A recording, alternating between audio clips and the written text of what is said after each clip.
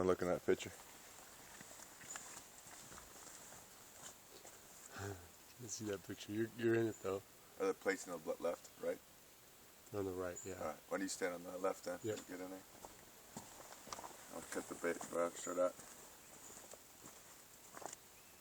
All right, we're going to hit the 10-8 performance drill that's put up, which is real basic.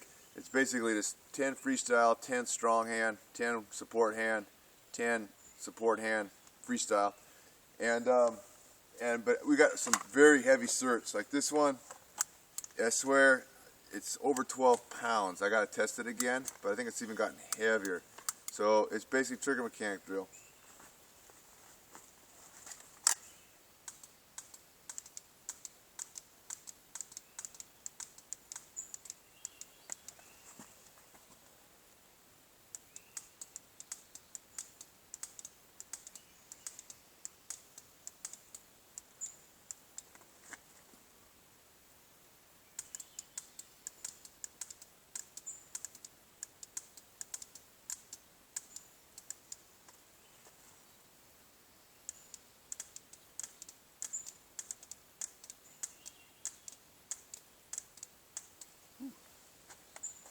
That works in there.